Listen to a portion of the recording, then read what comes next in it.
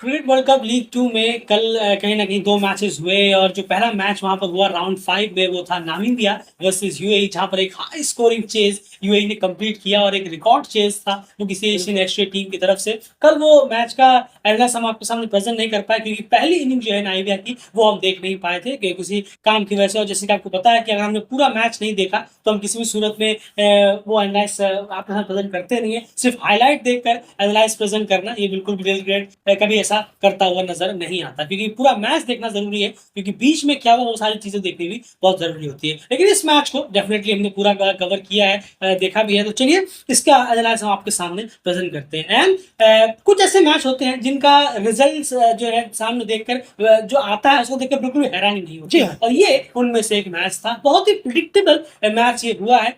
लगा था कनाडा शुरुआत थोड़ा-सा हिचकिचाएगा, उसके बाद एक ज़बरदस्त वापसी करेगा, एक पार्टनरशिप होगी और एक अच्छे स्कोर तक पहुँचेगा और ओमान की गाड़ी 210-15 से आगे बढ़ेगी नहीं, और वही हमें ये इस मैच बिल्कुल। में देखने को मिला। बहुत ही प्रेडिक्टेबल मैच था। लेकिन शुरुआत करते हैं फेस बाय फेस। जी हाँ, बिल्कुल 1 से 10 ओवर की बात करें तो कनाडा ने यहाँ 21 रन बनाए 2 विकेट के नुकसान पर और वहीं ओमान ने 35 रन किए पहले फेज़ में 4 विकेट के नुकसान पर। 34। 34 रन 4 विकेट के नुकसान पर और पहला फेज़ अगर हम कहें तो आप कनाडा के नाम दे दीजिए, क्योंकि यहाँ 4 विकेट जो बिल्कुल। गँवाए हैं, दोनों का ही बेकार गया था जी पहला हाँ। फेज़ अगर हम कहें, पर फिर भी कनाडा को ये ज़रूर जाएगा। वहीं अगर हम बात करें 11 से 40 ओवर की, तो यहाँ पर कनाडा ने 172 रन 172 रन बनाए इस मिड फेस में 2 विकेट के नुकसान पर। और वहीं पर ओमान ने 165 रन किए 165 4 विकेट के नुकसान पर। ये फेज कनाडा के नाम रहा।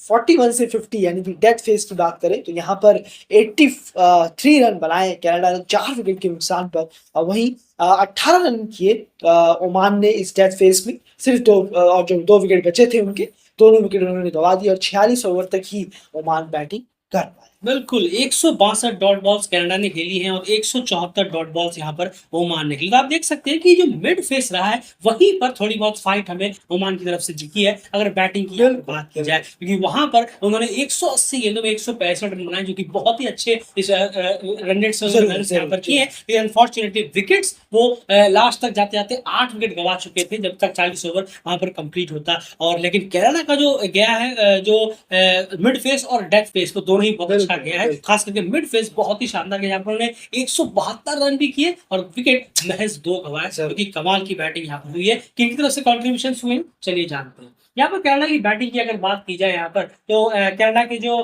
बैटिंग कार्ड है, वो ऑलरेडी आप यहाँ पर देख पा रहे हैं, जहाँ पर एरॉन जॉनसन एंड बिल्कुल भी टच में नज़र नहीं आ रहे बिल्कुल, हैं, और बिल्कुल। एरॉन जॉनसन के बल्ले से हमें रन्स देखने को नहीं मिल रहे हैं। कल वो गोल्डन डक पर आउट हुए, पहली ही गेंद पर कहीं न कहीं आउट हो गए। उसके बाद नवनीत धारीवाल भी कल स्कोर करने में नाकामयाब रहे। पिछले मैच में ज़रूर किया था, इस मैच में थोड़े-से नाकामयाब ज़रूर रहे, लेकिन एरॉन जॉनसन के बल्ले से रन्स निकल नहीं रहे। उम्मीद करेंगे कि अभी 2 मैचेज़ और हैं कनाडा जी के, हाँ, वहाँ पर ज़रूर, कम से कम उनके बल्ले से भी कंट्रीब्यूशन निकले, कि ओपनिंग की तरफ से भी एक अच्छा कंट्रीब्यूशन आना चाहिए। उसके बाद आउट एंड आउट एंड प्रगट सिंह को हटाकर मिडल ऑर्डर ने पूरा ज़िम्मा सँभाला। हर्ष और निकोलस के बीच में जो पार्टनरशिप हुई थी, वो कमाल की रही। बिल्कुल, शतकीय पार्टनरशिप हुई है तीसरे विकेट के लिए जो परगट और हर्ष के बीच हुई, फिर चौथे विकेट के लिए एक शतक की साझेदारी हुई हर्ष और निकोलस के बीच, निकोलस, वो हाँ। बहुत काबिल शानदार रही। 113 रनों की पार्टनरशिप, बहुत बेस रखा, फाउंडेशन बनाया, सब उस पार्टनरशिप ने किया है और बहुत एक बड़े स्कोर की तरफ ले चले थे। उसके बाद आप देखें फिर नीचे नीचे आकर अगर हम नज़र लोअर डालेंगे, लोअर ऑर्डर ने साद और डिलॉन ने फिर रन जी किए। हाँ। वाक़ई बहुत कमाल का परफ़ॉर्मेंस हो रहा है कनाडा का, अगर हम देखें बैटिंग यूनिट से अपने घर में, अगर हम देखें अभी तक इस 2 मैचों में बहुत अच्छा परफ़ॉर्म किया है ऊपर के बल्लेबाज़ों ने, और फिर नीचे आके थोड़े लोअर ऑर्डर भी साथ दे रहे हैं। बिल्कुल, बहुत जल्दी जो है कनाडा ने अपने 2 विकेट गँवा दिए थे। उसके बाद जैसे कि प्रगट सिंह की जो इनिंग रही है, 77 गेंदों में 42 रन। स्ट्राइक रेट ज़रूर उनका कम रहा है, पर ये 54 के पार्टनरशिप आसपास, बिल्डिंग लेकिन फ़ेज़ एक था। पार्टनरशिप बिल्डअप उन्होंने जी करके हाँ। दिया और कुछ वक़्त तक विकेट को रोक के रखा कि विकेट कम से बस, कम बस, टच ना हो, बस। जो हमें बिल्कुल। पिछले मैच में देखने को मिला था, जहाँ पर आरिफ की जो इनिंग जी आई हाँ। थी, वही इनिंग कुछ-कुछ प्रगट ने खेलने की कोशिश की, और उनके साथ जो रोहित की इनिंग आई थी, वो यहाँ पर हर्ष ने खेलने की कोशिश की, यहाँ पे स्ट्राइक रेट उनका तेज़ है। लेकिन हर्ष की बात ये रही कि एक बहुत लंबी इनिंग वो लेकर जाने में बिल्कुल। कामयाब हुए, जो कि सीधा जाकर 90 के आसपास रुका है। तो खैर ये बैटिंग कंट्रीब्यूशंस रहे कनाडा के। एंड बॉलिंग की तरफ चलेंगे यहाँ पर। अगर हम ओमान की बॉलिंग डिपार्टमेंट की बात करें, अच्छी शुरुआत के बाद बॉलर्स ने पकड़ कहाँ खो दी, मैं इतना जानना चाहूँगा। नंबर्स वगैरह सब यहाँ पर स्क्रीन पे देखिए। नहीं, ज़रूर देखिए बिल्कुल सही कहा है आपने। फिर वही सेम शकील और कलीमुल्लाह ने एक अच्छी शुरुआत की। अच्छे ओवर डाले, 21 रन, 2 विकेट 10 ओवर में दिए थे उन्होंने।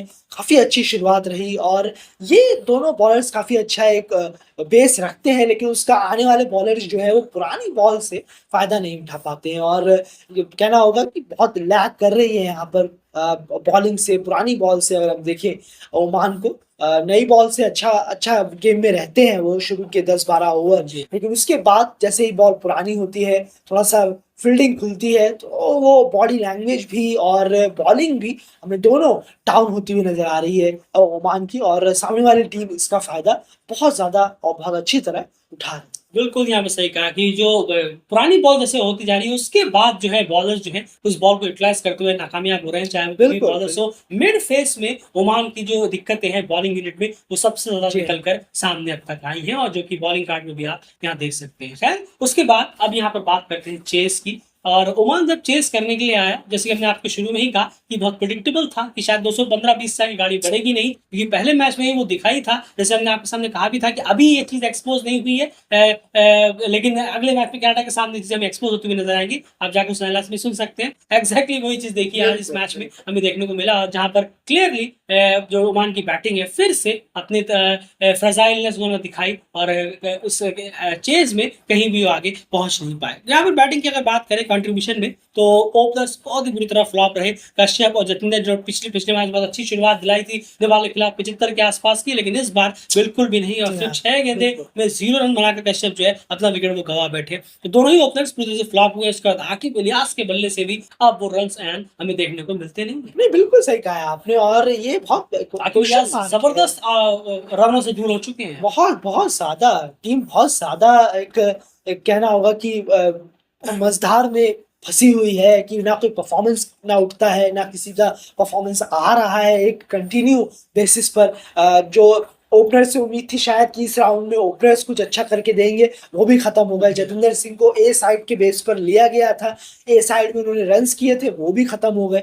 तो ज़रूर है यहाँ पर किसी की तरफ से भी जिशान आए 2 मैच बाद, वो उनका भी परफ़ॉर्मेंस बहुत ही खराब और एकदम ठंडा रहा। बिल्कुल सही कहा। उसके बाद आप देखें टॉप ऑर्डर तो गया ही गया, उसके बाद मिडल ऑर्डर ने भी कुछ भी कंट्रीब्यूशन जी यहाँ पर हाँ, किया नहीं। मिडल ऑर्डर में जिशान ने 27, प्रतीक अथावल ने 0 और अयान खान सिर्फ 30 तक ही अपनी गाड़ी को पहुंचा बिल्कुल। पाए। इतनी छोटी इनिंग्स से अरे कुछ नहीं नहीं, होने वाला। आप ओडीआई खेल रहे हैं यहाँ पर और जैसे पिछले मैच में भी हमने आपसे याद होगा कहा था पिछले एनालिसिस में कि ये 30, 25, 20 की जो इनिंग है ये आपको 210, 15 का टारगेट तो हाँ, हाँ। चेस करवा सकती जी है, हाँ। लेकिन बड़े टारगेट में ये सब कोई कंट्रीब्यूशन नहीं होता। आपने ऊपर सुना होगा उस एनालिसिस में नेपाल वर्सेस ओमान मैच में और देखिए आज में वही हुआ। यहाँ 20-25 कंट्रीब्यूशन आया जरूर लोअर ऑर्डर से और मिडिल ऑर्डर में एक अयान खान से, लेकिन क्या हुआ गाड़ी कहाँ तक पहुंची 215-20 तक, जो उन्हें पिछले मैच में चाहिए जी हाँ। थे चेस करने में, तो इसलिए वो हो गया था। लेकिन बड़ी इनिंग्स में बड़े चेजेस में आपको ये इनिंग कोई काम नहीं आने वाली और ये हमें आज क्लियरली देखने को मिला। एक लंबी इनिंग की जरूरत थी किसी एक की तरफ से, फिर वो कंट्रीब्यूशन आते 20-25 के दूसरों से, तो कहीं ना कहीं इस बिल्कुल, मैच में बिल्कुल। जान डाल सकते थे। लोअर ऑर्डर ने मेहरान खान और फयाज अच्छा भट्ट किया ने लोअर ऑर्डर। और शोएब खान ने थोड़ी बहुत कोशिश जरूर की। शोएब खान से और एक्सपेक्टेड था वो नहीं, और ज़रूर, ऊपर ज़रूर। आते जी हैं, हाँ। लेकिन मेहरान और फयाज ने थोड़ी अच्छी कोशिश की और शकील अहमद ने फिर से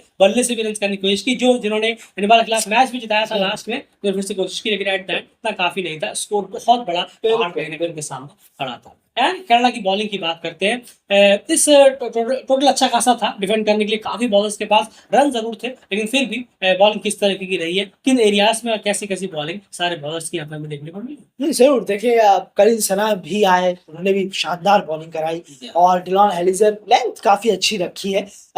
तारीफ़ करनी होगी बॉलर्स की जो वो जिस फील्डिंग प्लेसमेंट लेंथ्स को बहुत अच्छी तरीके से रख पा रहे हैं इस सीरीज़ में। कनाडा अपने होम में काफ़ी डोमिनेटिंग तरीके से खेल रहे हैं और बॉलर्स उसका बहुत अच्छी तरीके से साथ उठा रहे हैं। उन्हें मालूम है किस लेंथ पर पड़ने से बॉल थोड़ा-सा दिक्कत पैदा करेगा बैट्समैनों के लिए, वो ये कर पा रहे हैं। खासकर डिलॉन हेलिज़र जिनकी तारीफ़ करें, 2 मैचेस खेल चुके हैं शायद और 9 विकेट वो अपने बिल्कुल। नाम कर चुके हैं, तो एक्स्ट्राऑर्डिनरी परफॉर्मेंस उनकी तरफ से हो रहा है। सारे बॉलर जो हैं अच्छा चिप इन कर रहे हैं और लगातार जो विकेट निकाले हैं कनाडा के बॉलर्स ने, पार्टनरशिप को जमने नहीं दिया। एक ही बार में विकेट गिराते गए, तो ये काफ़ी अच्छा रहा। लोअर और थोड़ा-सा नीचे आकर लोअर ऑर्डर ने जो परेशान किया था, उसको भी वापस से डिलॉन हेलिज़र ने खत्म किया। बिल्कुल, फिलहाल इस एनालिसिस में इतना ही और बहुत ही शानदार यहाँ पर कनाडा को जीत मिली है और ओमान का जो प्रेडिक्टेबल था वही परफॉर्मेंस उन्होंने दी है। इस परफॉर्मेंस से बात बनने वाली है नहीं, परफॉर्मेंस का ग्राफ आपको बहुत ज़्यादा उठाना होगा। तो इसी एनालिसिस में फिलहाल इतना ही। 15 डेली के चैनल के साथ सब्सक्राइब जरूर